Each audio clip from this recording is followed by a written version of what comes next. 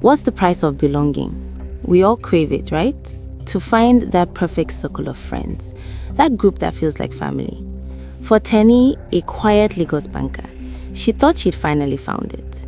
She was welcomed into the arms of the wealthy, powerful Adeleke family. They didn't just call her a friend, they called her a daughter. But some families have secrets, and the Adeleke secret was bound by a special thread, waiting for a special occasion. This is the story of how the wedding of Tenny's dreams turned into a ritual for a god she never knew existed. Tenny was adrift. Her life was work, home, repeat. That all changed when she met Ami Adeleke at a work event. Ami was everything Tenny wasn't. Charismatic, confident, and the center of a magnetic circle of 11 friends. Instead of being standoffish, Ami took Tenny under her wing. And it wasn't just Ami, it was the whole Adeleke family. They showered Tenny with a kind of love and attention she'd never known. There were weekend trips on the family's boat, lavish gifts for no reason, and constant invitations to their sprawling family compound. Ami's grandmother, a formidable matriarch everyone called Mother, would hold Tenny's face in her hands and say, "You have a strong spirit, like that of a lion. You belong with us."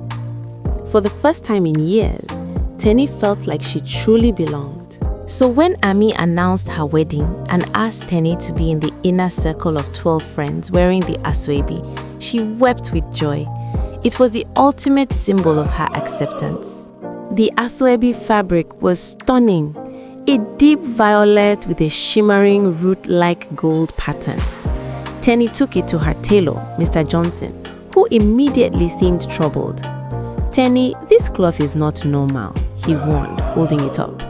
"The gold thread, it feels like metal and it pulls the rest of the fabric tight. It fights the needle. Be careful." An old story says some families weave their promises into the wedding cloth. Tenny, blinded by happiness, dismissed it as superstition. The wedding day arrived.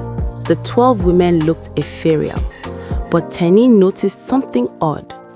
The other 11 girls were almost unnervingly calm, moving with a serene, synchronized grace.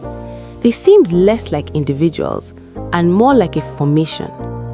She shook off the feeling, blaming it on her nerves. Later, during the reception, Tenny went to the bridal suite to help Ami with her second outfit. The room was empty. As she waited, she heard voices from the adjoining dressing room. It was Ami and her grandmother, Mama. "Are you ready, my child?"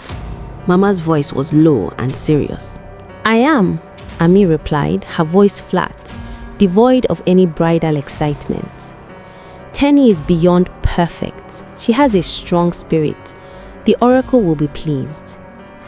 Tenny froze, her hand on the door handle. "Yes," Mama continued, her voice chillingly calm. "Onigbaja demands a new bride to renew the pact for each generation. Tenny truly believes she's one of us now. The love makes the spirit sweeter for the bonding. The Aso-Ebi already suits her so well. Soon, she will be ready for her true wedding." The world tilted on its axis. A pact? Onigbaje? An oracle? A new bride? Then it dawned on her. It wasn't a friendship, it was a grooming. She wasn't a friend, she was a sacrifice. The Aso-Ebi wasn't a dress, it was a ritual garment designed to bind her for the slaughter. She backed away from the door, her mind screaming. She had to get out. She turned and ran right into two of the other Aso-Ebi girls who were standing there. Their stiff, happy smiles were gone, their eyes cold and watchful. They knew. "Where are you going, Tenny?" one of them asked, her voice a monotone. "The ceremony isn't over." At that moment, the dress, which had felt comfortable all day, suddenly felt incredibly tight, constricting her breathing. It was clinging to her skin, impossibly heavy. Tenny shoved past them and ran down the hallway. The alarm was raised instantly. A quiet word, a sharp glance, and suddenly the wedding party's atmosphere shifted. The joyous music seemed to mock her as the 11 other women plus Ami's uncles and cousins began to move, not with panic, but with the calm, terrifying efficiency of a wolf pack closing in on its prey. They cornered her in a large empty parlor. Mama stepped into the room, her face not angry but disappointed. "You are not meant to know until the time was right," she said. "You cannot run from this honor, child. That dress is now a part of you. It has marked you as the Onibaje's bride.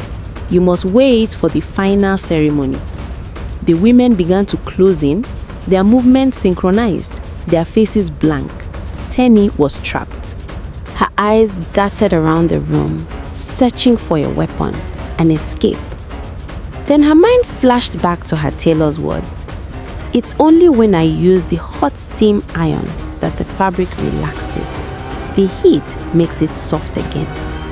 On a serving trolley in the corner of the parlor was a large silver coffee urn, a small flame keeping it hot underneath. With a surge of pure animal terror, Tenny lunged for it. The women were fast, but she was faster. Without thinking, she twisted the tap and aimed the steaming hot liquid right at her own shoulder. She screamed as boiling hot coffee poured onto her skin and onto the dress. The pain was blinding, but the effect was immediate. A sizzle filled the air. The rigid metallic gold threads in that spot went limp. The suffocating tightness around her chest loosened just enough. The women and Mama shrieked in outrage, a sound of pure fury. She hadn't just attacked herself, she had desecrated a sacred vessel. That moment of shock was all she needed. Tenny tore at the weakened seam on her shoulder, ripping the dress open. She scrambled past the stunned family, clawing at the zipper, and finally broke free of the cursed Aso-Ebi, leaving it in a heap on the floor.